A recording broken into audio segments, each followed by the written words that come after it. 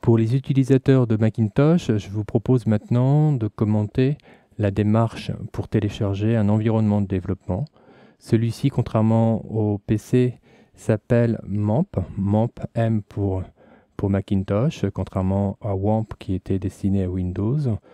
Il y existe donc deux suites, une suite Pro et une suite gratuite. Nous allons donc nous utiliser pour cette formation la suite gratuite. Vous descendez en bas de la page du fournisseur de l'éditeur de cette suite, donc en vous rendant sur l'adresse mamp.info et vous cliquez sur le bouton de téléchargement. Vous arrivez sur une seconde page où vous avez la possibilité de choisir votre environnement, l'OS, le type d'OS dont vous possédez. Et nous allons cliquer, nous en l'occurrence, sur Intel Mac. Le téléchargement s'opère. Nous proposons donc de l'enregistrer sur votre ordinateur. Valider cette fenêtre.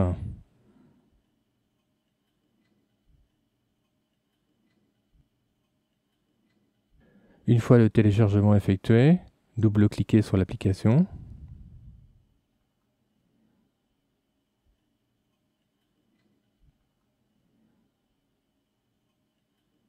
Puis sur le bureau, cliquez sur l'icône qui est décompressée. Et pour l'installation elle-même, c'est très simple. Il suffit de prendre donc le dossier MAMP et de le glisser simplement dans votre dossier application. Dès lors, votre environnement de développement est installé sur votre Macintosh et vous allez pouvoir l'utiliser. Maintenant que l'application est installée sur le Macintosh, je vous propose donc de démarrer cette application. Pour cela, nous allons aller dans le répertoire applications de votre ordinateur et vous devriez trouver donc un répertoire MAMP. Ici, vous allez ouvrir ce répertoire. Dans ce répertoire MAMP, vous avez donc plusieurs fichiers. Vous voyez ici par exemple le fichier htdocs, c'est le répertoire dans lequel nous irons mettre par la suite les différentes réalisations. Pour l'instant, il n'y a pas de réalisation dans ce répertoire. Ici, vous avez l'application MAMP qu'il convient donc de lancer pour que notre système démarre. Nous allons donc faire un double clic sur cette application afin de l'ouvrir. Dès lors, dès que l'application est lancée, une page d'accueil s'affiche, ainsi qu'une petite fenêtre qui vous indique que les deux serveurs, à savoir le serveur web Apache et le serveur MySQL, sont tous les deux en état de fonctionner, puisque les deux voyants sont verts. Sachez que cette fenêtre, nous allons la réduire, donc ici plusieurs boutons peuvent être intéressants à utiliser, donc ça évidemment pour arrêter les serveurs. Ce bouton permet d'accéder donc à la page d'accueil que nous avons derrière, qui est ici, que nous allons utiliser juste après. Vous avez ici les préférences et le bouton quitter. Nous allons donc réduire cette fenêtre et voir plus en détail la page d'accueil. La page d'accueil, vous avez donc une première page qui vous rappelle quelques informations spécifiques en ce qui concerne le paramétrage. En l'occurrence, on peut remarquer que contrairement au PC, sur Macintosh, il va falloir indiquer un numéro de port. Nous aurons donc un numéro de port spécifique pour la connexion au serveur de base de données, à savoir ce sera le numéro de port 8889. Et encore une fois, une autre différence par rapport au PC. En ce qui concerne l'utilisateur par défaut, pour se connecter, sur PC c'est root et sans mot de passe, alors que ici ce sera root et avec comme mot de passe root de nouveau. Voilà, nous verrons ça plus en détail lorsque nous connecterons via une page PHP. Sachez aussi que le numéro de port concernant donc le serveur local, nous pouvons le voir donc là-haut, est 8888, alors que sur PC, nous n'avons pas de numéro de port. Donc si nous récapitulons, un numéro de port pour le serveur web, donc le serveur Apache, ce sera donc local 2.8888, et l'accès au serveur MySQL sera donc local 2.8889 cette fois. Voilà, nous allons maintenant découvrir les différentes fonctionnalités que vous avez à votre disposition ici. Vous avez une page PHP Info qui vous rappelle tous les paramétrages de l'installation de votre PHP.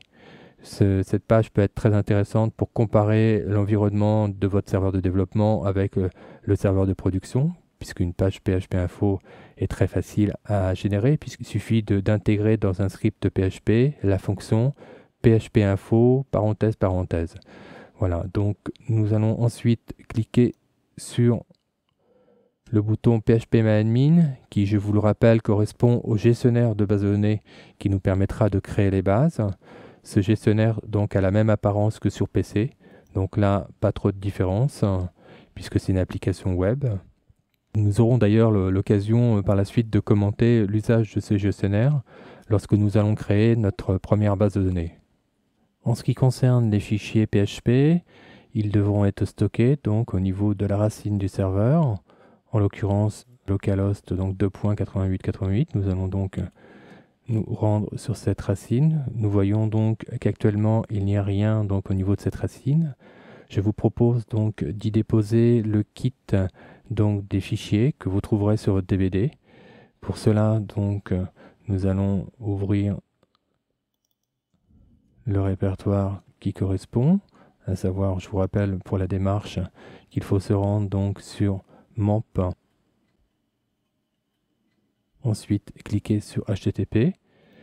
Nous allons donc prendre les fichiers que vous allez récupérer sur les ressources de votre DVD et les glisser dans le répertoire htdoc de sorte à pouvoir donc y accéder par la suite. Il est important de comprendre que les pages PHP doivent être impérativement placées dans ce répertoire pour qu'elles puissent fonctionner. Nous retrouverons donc par exemple nos différentes pages comme les pages modèles que vous avez à votre disposition qui vous permettront donc de démarrer des pages rapidement par la suite lors des expérimentations que nous allons mener. Voilà, nous allons voir maintenant l'éditeur. Vous pourriez utiliser l'éditeur de votre choix. Nous, en l'occurrence, nous avons utilisé Smultron pour les premiers tests. Donc, je vous propose de commenter le premier test pour ouvrir une première page avec cet éditeur. Donc, nous ouvrons Smultron. Nous allons donc, en l'occurrence, ouvrir une page modèle qui se trouve donc dans le répertoire modèle. Nous allons prendre par exemple la page PHP standard que nous utiliserons dans un premier temps. Vous voyez qu'ici la corrélation syntaxique de Smultron s'opère. Nous avons ici des premières balises que nous découvrirons ensuite. Si nous tapions par exemple un premier code PHP, donc bonjour, c'est le premier programme que nous réaliserons par la suite. La corrélation syntaxique est aussi appliquée donc à la partie PHP qui se trouve ici. Voilà, nous vous proposons par exemple d'enregistrer ce fichier.